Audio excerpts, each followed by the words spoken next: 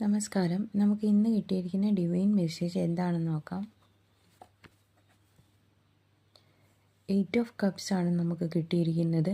എന്തോ വിട്ടിട്ട് പോകുന്ന ഒരാളിനെയാണ് നമുക്ക് ചിത്രത്തിൽ കാണുന്നത്.